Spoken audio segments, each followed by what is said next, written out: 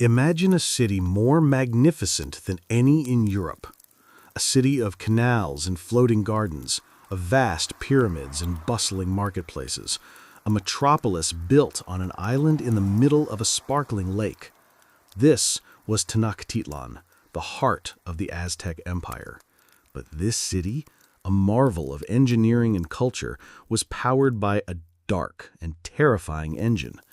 It was an empire built on blood, and it believed, with an unshakable faith, that the sun itself would refuse to rise if it was not fed a constant tribute of human hearts. Tonight, we will not witness this world through the eyes of a terrified victim, but through the eyes of a man for whom this brutal ritual was a sacred duty. We will follow a single day in the life of an Aztec priest, a man who believed he was a vital cog in the machinery of the cosmos. This is a story of faith, of duty, and of the horrifying clinical reality of a religion that demanded the ultimate sacrifice.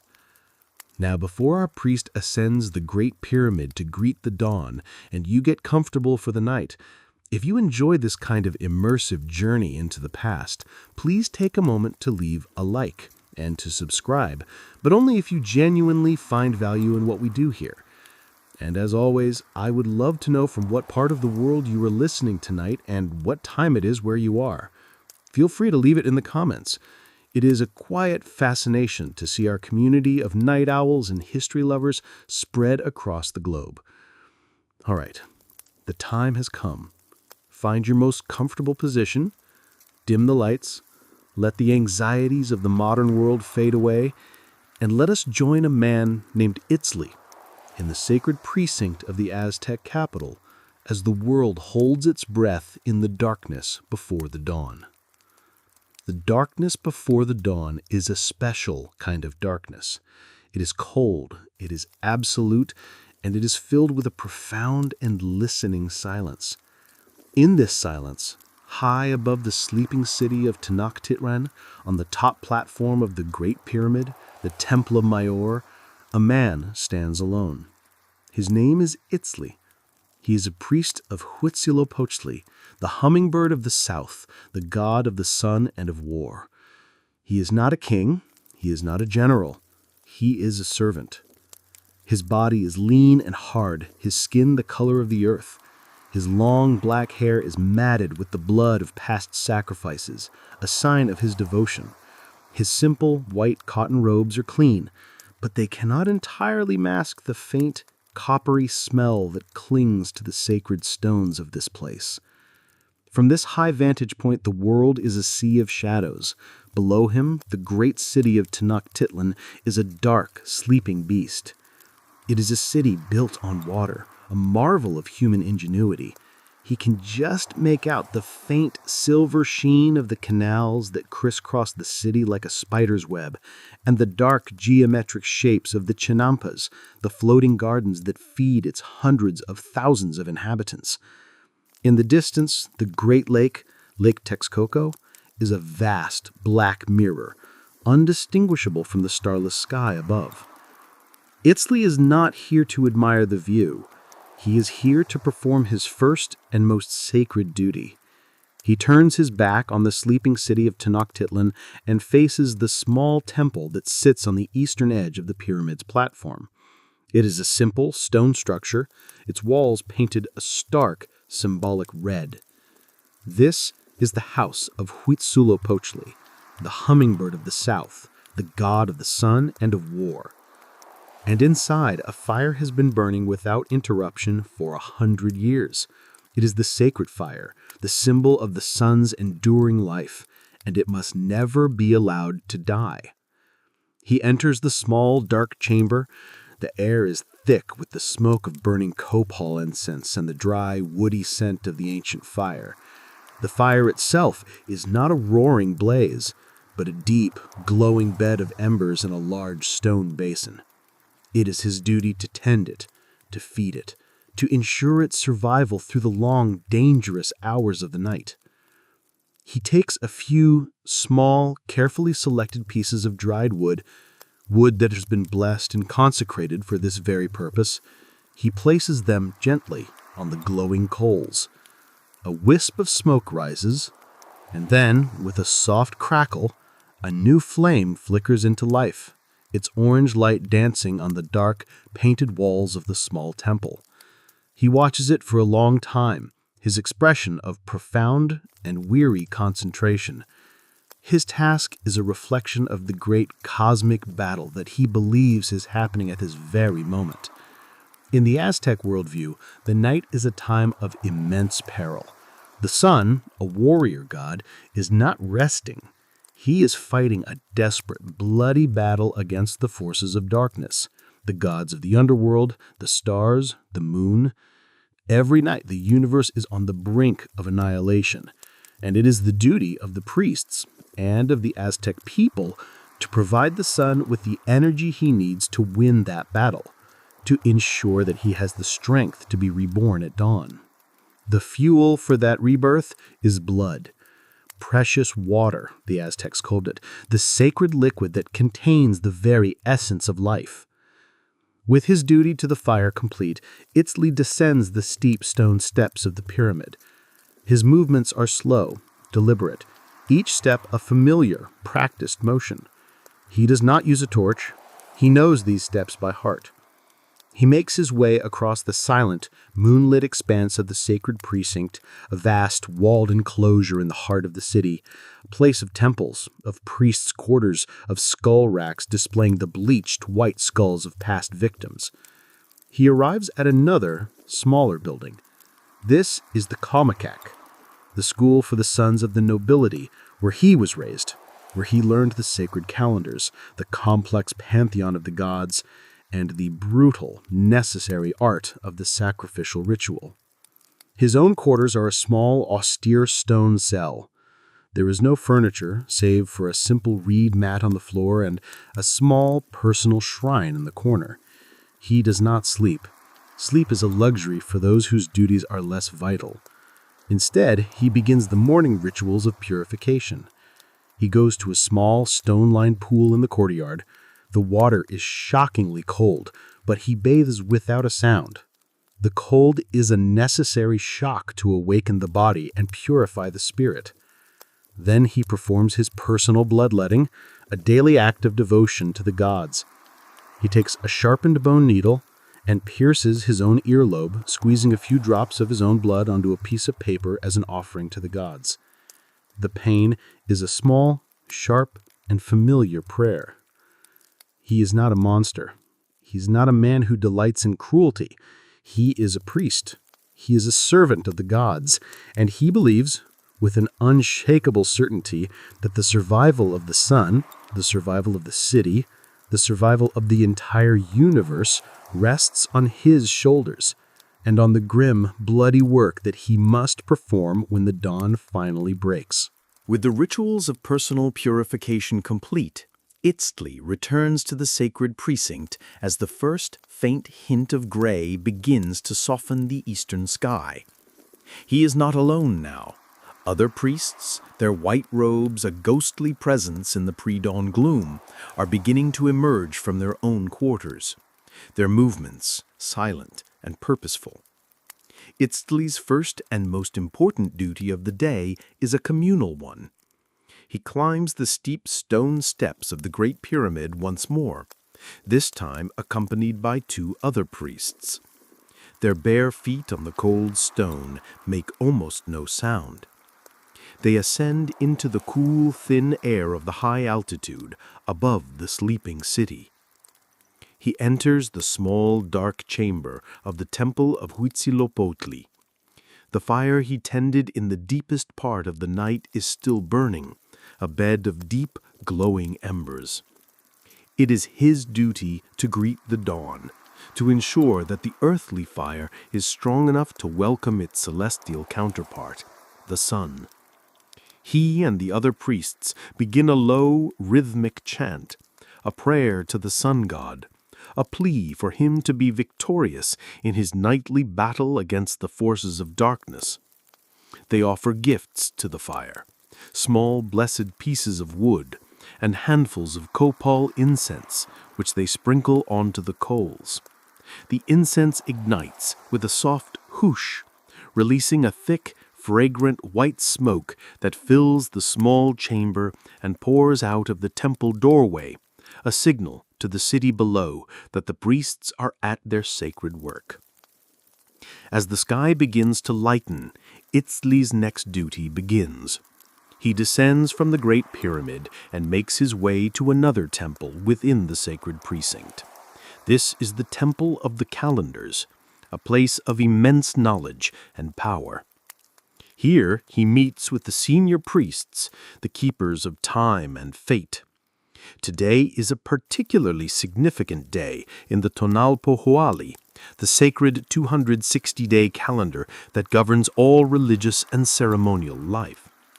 It is the day One Flint, a day associated with sacrifice, with conflict, and with the god Tezcatlipoca, the smoking mirror, a deity of trickery, of fate, and of the night sky.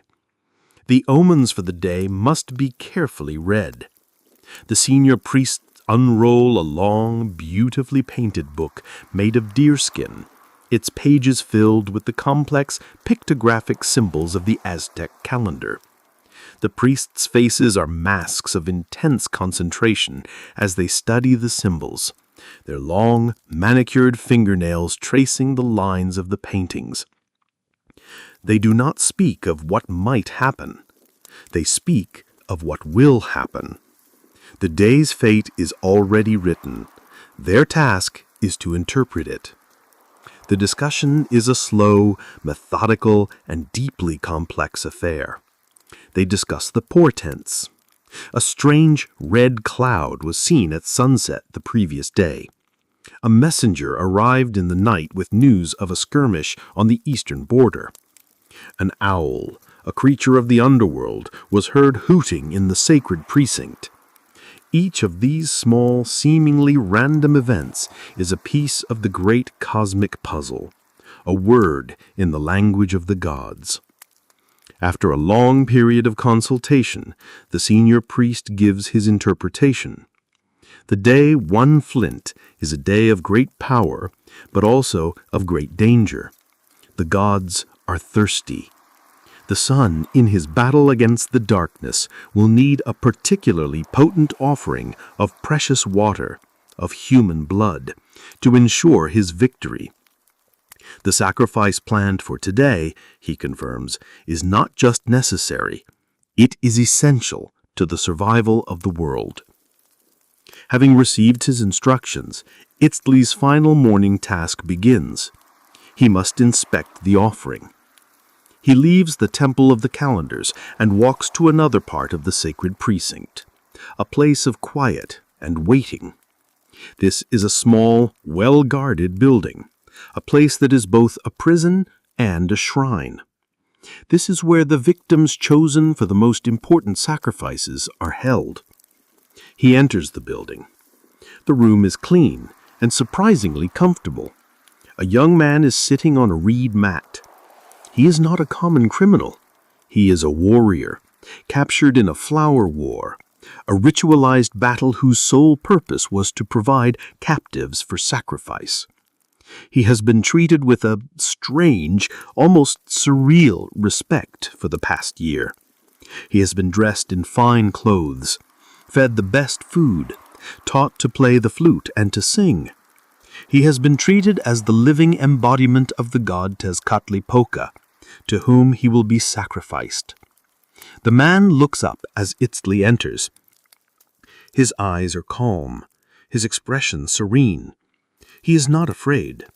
Or rather, his fear has been masked by the powerful psychotropic drugs, perhaps derived from the peyote cactus or the morning glory seed, that the priests have been giving him for days. He is in a dream-like state, detached from the reality of his own imminent death. He believes, as he has been taught to believe, that his death will be a glorious one, that he will join the sun god in his paradise, a reward for his honorable sacrifice. Itzli examines him. The man's body must be perfect, unblemished, a worthy offering for the gods. He checks his skin, his teeth, his limbs. The man is a perfect specimen. He will be a pleasing sacrifice. Itzli nods, his work here finished. He leaves the young man to his final, drugged meditations. The sun is now rising over the horizon, its first golden rays striking the top of the Great Pyramid. The time for the ceremony is approaching. The sun is now clear of the horizon, a brilliant, golden disk in the crisp morning air. Its light floods the Valley of Mexico, glinting off the surface of the Great Lake and illuminating the white-plastered walls of the city's buildings. The time has come. A deep, resonant sound begins to echo from the top of the Templo Mayor. It is the sound of a great drum, the huihuetl, its head made from the stretched skin of a jaguar. Its beat is slow, deliberate, a deep, powerful heartbeat that seems to emanate from the very stone of the pyramid itself. Boom, boom, boom. It is a sound that carries across the entire city, over the canals and the rooftops, a signal that the sacred ritual is about to begin. Down in the great square at the base of the pyramid, a crowd has gathered. It is a vast sea of humanity. Thousands of people from every walk of life, merchants in their fine cotton cloaks, soldiers in their ceremonial armor, commoners in their simple white loincloths and blouses. They stand in a profound, expectant silence, their faces turned towards the pyramid, their eyes wide with a mixture of awe, reverence, and a deep, ingrained fear. The procession begins. It emerges from the building where the victim has been kept. He is no longer a simple man. He is a divine effigy, a living vessel for the god.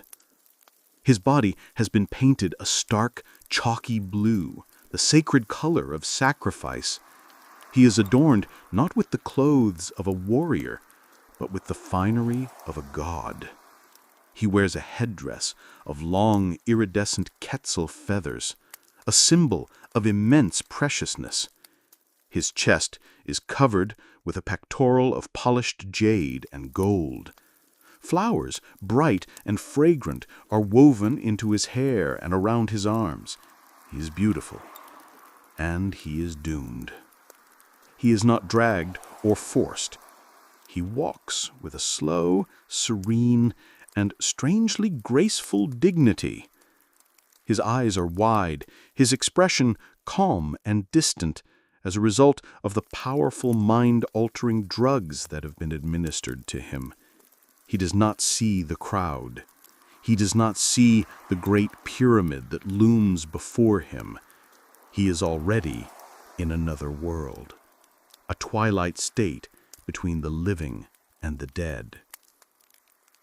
He is surrounded by a retinue of priests, Itzli among them. They, too, are a terrifying and impressive sight. They wear their ceremonial black robes, their long, matted hair swinging with the rhythm of their slow walk. Their faces are painted with symbolic designs in black and yellow. Some of them swing censers, the thick, sweet smoke of burning copal incense rising in clouds, a fragrant offering to the gods. Others play a high, thin, and mournful music on flutes made of bone. The procession moves slowly, with a ritualized gravity across the great paved square. The only sounds are the deep, relentless beat of the drum from the top of the pyramid, the high, thin wail of the flutes, and the soft, shuffling sound of 1,000 sandaled feet on stone. The crowd is utterly silent. Their eyes follow the progress of the painted blue figure at the center of the procession. They are not watching an execution. In their minds, they are watching a sacred cosmic drama unfold. This man is not a victim. He is a messenger. He is the chosen one who will carry their prayers, their hopes, and their fears to the gods. His death is not an end. It is a transformation. It is a necessary act to maintain the balance of the universe, to ensure that the sun will continue its journey across the sky, that the rains will come, that the corn will grow. It is a collective act of faith, and every person in this square is a participant. The procession finally reaches the base of the Templo Mayor. The Great Pyramid looms over them, a man-made mountain of stone, its steep twin staircases rising up to the heavens. The time for the final ascent has come. The procession comes to a halt at the base of the Great Pyramid. The twin staircases of the Templo Mayor rise up before you, a steep, seemingly endless ladder to the sky. The steps are not wide and welcoming like the steps of a palace. They're narrow and brutally steep, designed to force the climber into a posture of humility, their body bent forward as they ascend.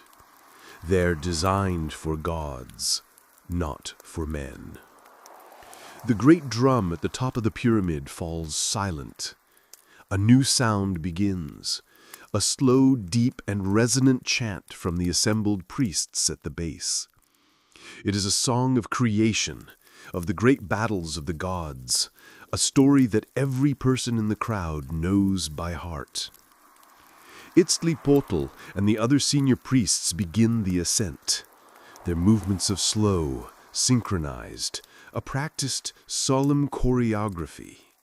They are followed by the victim. He does not falter. His steps are steady, his gaze still fixed on some distant, unseen point. He seems to float up the steps, a serene, untroubled spirit on its final journey. You, as Itzlipotl, feel the cold, hard stone of the steps beneath your bare feet. Each step is a conscious effort. The air grows thinner, cooler as you climb, leaving the heat and the press of the crowd behind. With each step, the world below begins to shrink, to transform. The vast, teeming square at the base of the pyramid becomes a patterned mosaic of tiny, upturned faces. The sounds of the city, the distant shouts of the marketplace, the barking of dogs begin to fade, replaced by the sound of your own steady breathing and the low, monotonous chant of the priests. You continue to climb. You pass the first great platform, a wide, open space where lesser rituals are sometimes performed. You do not stop. You continue upwards. The city of Tenochtitlan unfolds beneath you, a breathtaking panorama of impossible beauty. You can see the great straight causeways that connect the island city to the mainland, long, dark lines on the shimmering surface of the lake. You can see the thousands of canoes that move through the city's canals like busy water insects. You can see the vibrant green of the chinampas, the floating gardens, a testament to your people's mastery over nature. And beyond the city, the great lake, Lake Texcoco, stretches to the distant blue mountains that ring the valley. It is the world. It is the universe. And from this high, sacred place, you feel a profound sense of your own power, of your own importance. You are not a simple man. You are a priest. You are an intermediary between the gods and the world of men. You are the fulcrum upon which the balance of the cosmos rests. You are not just climbing a flight of stairs. You're ascending from the world of mortals to the realm of the gods. You are moving closer to the sun, to the great, hungry deity that you are about to feed. The air is thin and clean here, the light sharp and brilliant. You feel a sense of spiritual intoxication, a dizzying proximity to the divine. The final few steps are the steepest of all. You reach the top platform, a wide, flat, open space exposed to the sun and the wind. The world of men is a distant, silent map below you. You have arrived. The platform at the summit of the Templo Mayor is a stark and sacred space.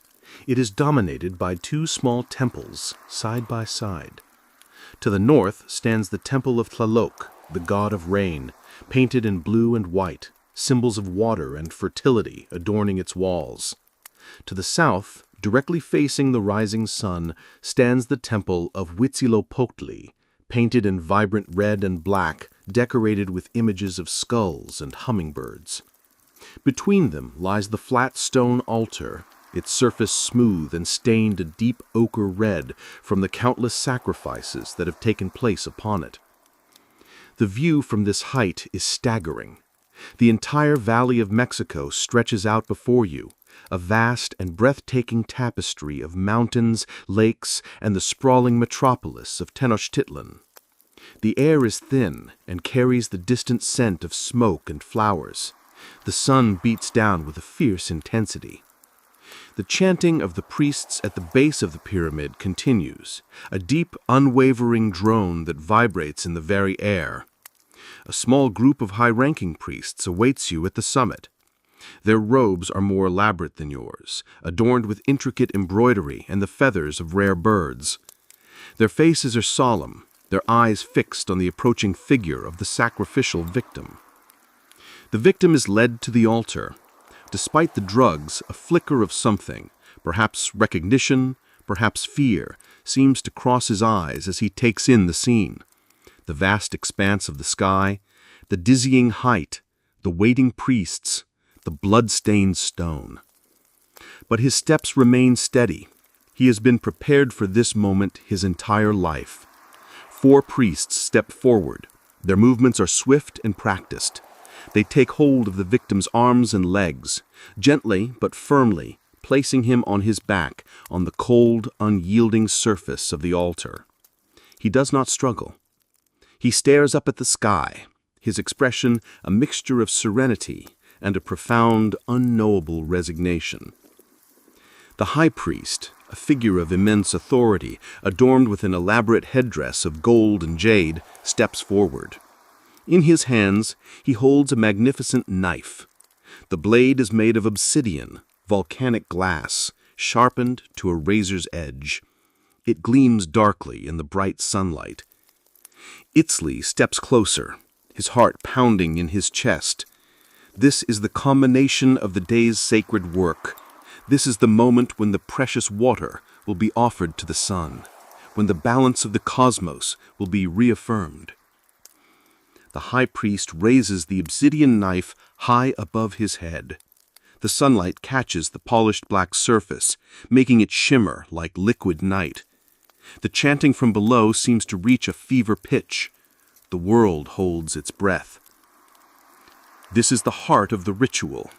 This is the empire built on blood. This is the moment when a human life is offered to the gods in a sacrifice of terrifying beauty and unwavering faith.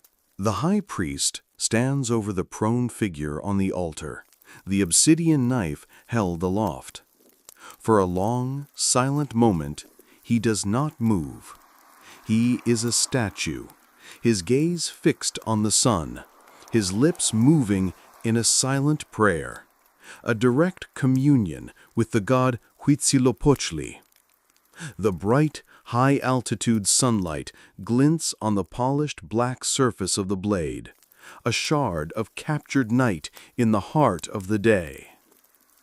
The 4 assistant priests, one at each limb of the victim, apply a firm, steady pressure. Their role is not one of violence, but of presentation.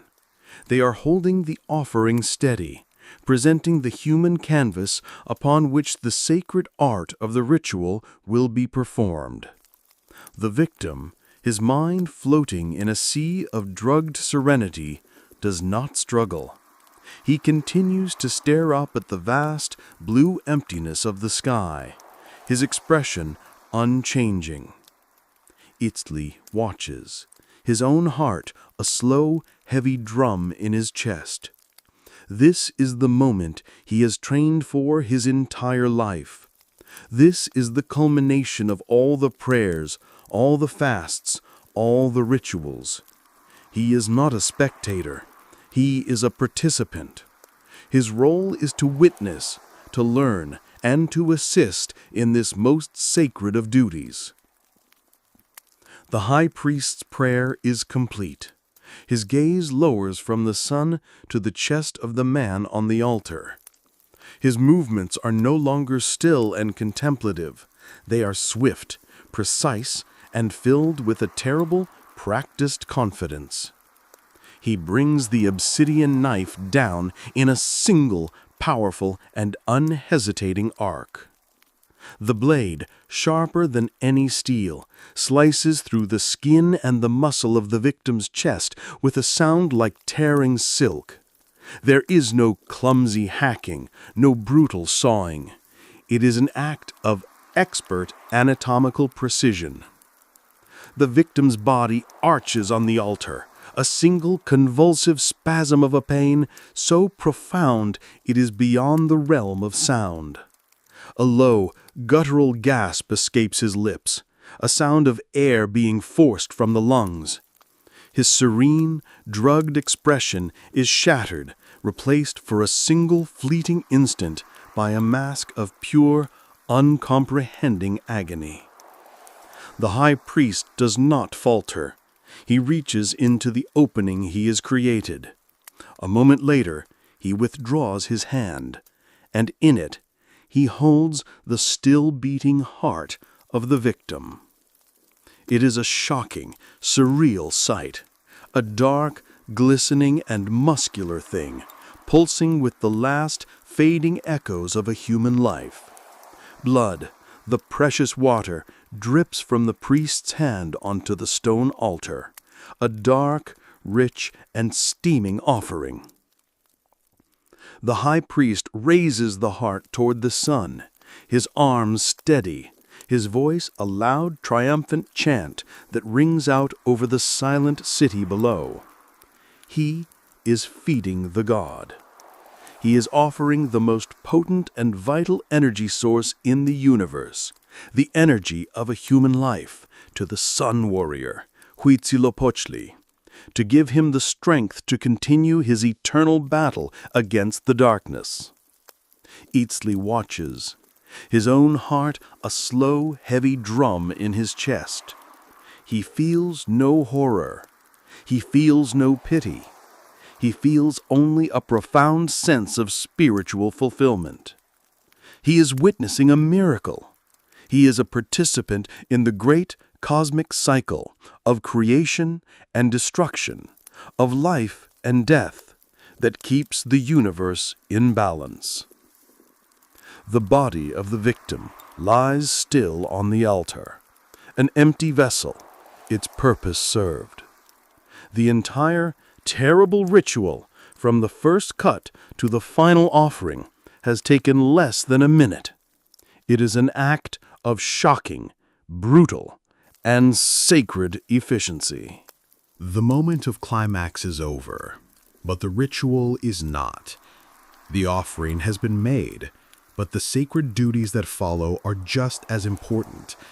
The high priest holds the still warm heart towards the sun for a long moment, his chant echoing in the thin, high-altitude air. Then he carefully places it in a kuaxikali, a sacred eagle vessel, a stone bowl carved with intricate patterns.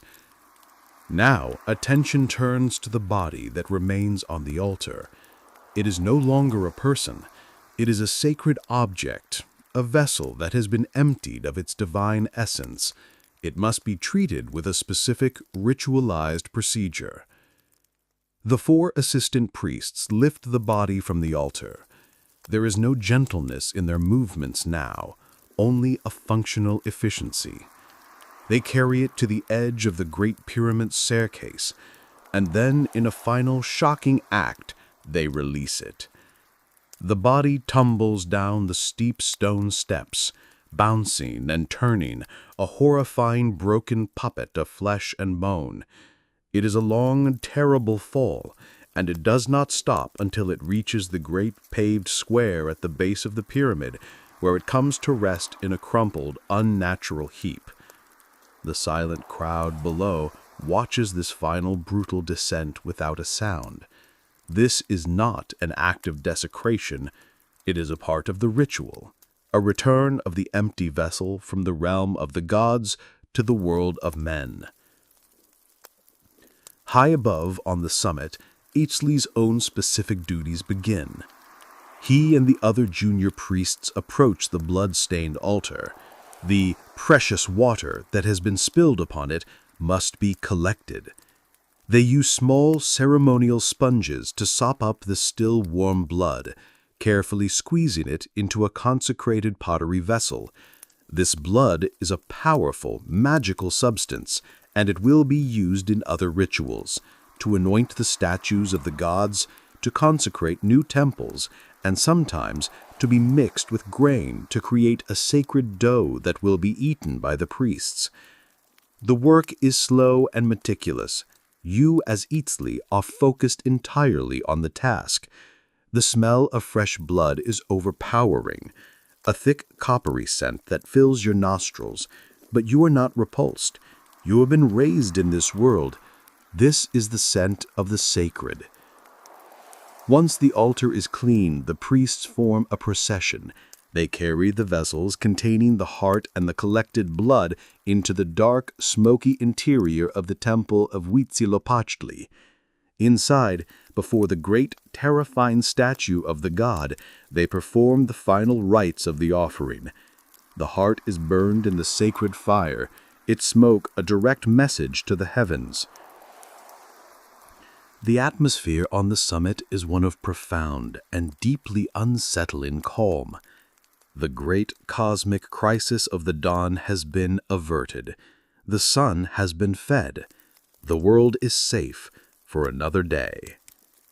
The priests move with a quiet, confident grace, their faces serene. They have performed their function. They have fulfilled their sacred duty. They have saved the world. And the cost, a single human life, is, in their minds, a small and necessary price to pay for the survival of the universe itself. The ceremony on the summit is complete. The sun, now high and bright in the sky, seems to burn with a renewed, fiercer intensity. In Eatslee's mind, this is a direct confirmation of the god's satisfaction. The offering has been accepted. The world is secure. He and the other priests begin their slow, formal descent from the Templo Mayor. Going down is, in some ways, more difficult than the ascent. They must walk backwards, facing the temples, a sign of ultimate respect to the gods. Each of the 114 steep steps must be navigated with a careful, backward-feeling motion. It is a slow, disorienting, and deeply ritualized procession. As you, as Eatslee, descend, the vast panorama of the Valley of Mexico slowly disappears, replaced once more by the growing, intricate details of the city below. The sounds of the world, which were a distant, muted hum from the summit, begin to return. You can hear the distant calls of the marketplace, the rhythmic chanting from a lesser temple, the laughter of children. The world of men is reasserting itself. When you finally reach the bottom of the Great Pyramid, the vast paved square is no longer silent. The crowd, which had been a single, transfixed entity, has broken apart into 1,000 individual moving pieces. The tension of the ceremony has been released, replaced by a more relaxed, almost festive atmosphere. They have witnessed the great cosmic drama, they have played their part, and now life can return to normal. The body of the sacrificed warrior has already been taken away by a different order of priests. It will be treated with a mixture of sacred reverence and grim practicality. The head will be flayed, the skull cleaned, and eventually placed on the great Tzompantli, the skull rack, a terrifying and public monument to the god's endless appetite.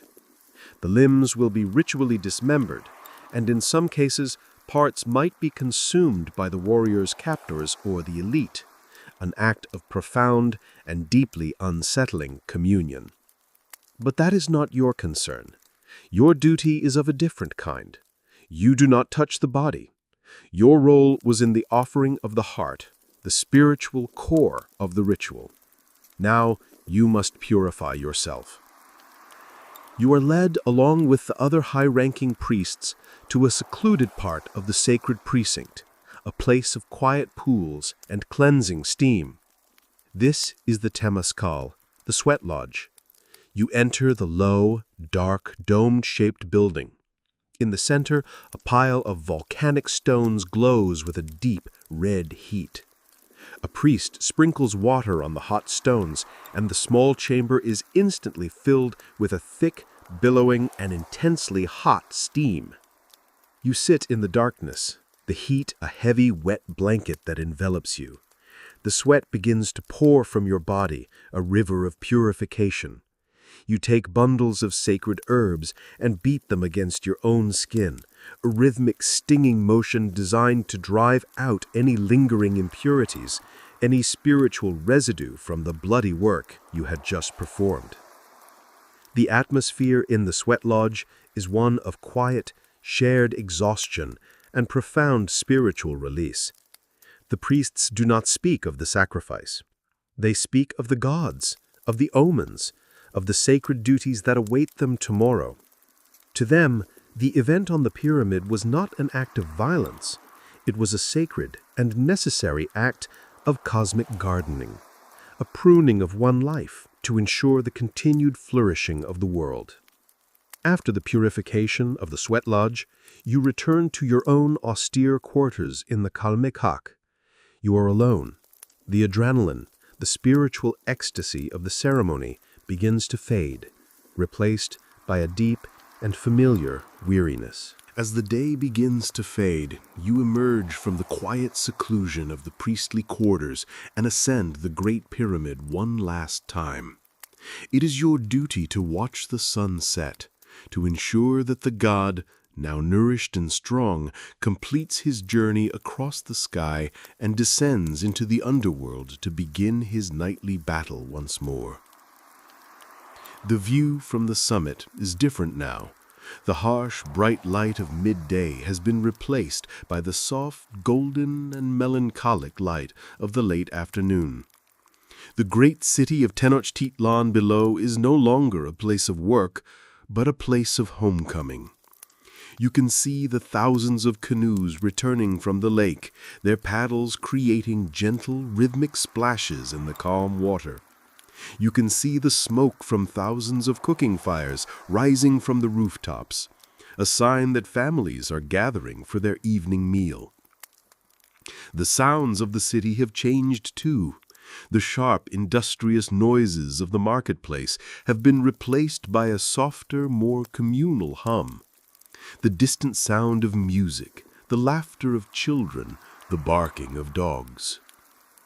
The sun, a great fiery orb, touches the jagged peaks of the mountains in the west. It seems to linger there for a moment, painting the sky in breathtaking shades of orange and red and deep royal purple. You watch it sink, inch by inch, until it is gone, leaving behind a sky of deepening twilight. In your mind, this is not an ending, it is a transition. The Sun Warrior has now descended into the Mictlan, the underworld, to begin his perilous journey through the 9 levels of darkness. He will fight the gods of death, the creatures of the night. And he will need every ounce of the strength you gave him this morning to survive. You turn and look at the altar. It is clean now, the stone washed and scrubbed. But you know, and the stone knows, what happened here. The memory of the precious water of the offered heart seems to linger in the air, a permanent, invisible stain. The great drum, the huihuetl, begins to beat again, its rhythm slow and somber now, a heartbeat for the dying day. The sacred fires in the two temples are built up, their flames a defiant beacon against the coming night. You remain on the summit as the first stars begin to appear in the darkening sky. The air grows cold. The city below is now a beautiful glittering carpet of 1,000 tiny lights from the cooking fires and the torches in the courtyards. It is a city at peace, a city that is safe, a city whose survival has been secured for one more day by your actions. A deep, profound, and weary satisfaction settles over you. The weight of your duty is immense. The acts you must perform are terrible, but you do not question them. You are Itzli. You are a priest of Huitzilopochtli. You are a guardian of the cosmos. And tomorrow, when the sun, with your help, is victorious once more and rises in the east, you will be here, waiting, ready to perform the sacred bloody ritual all over again. It is your purpose. It is your destiny. It is the price of the sun.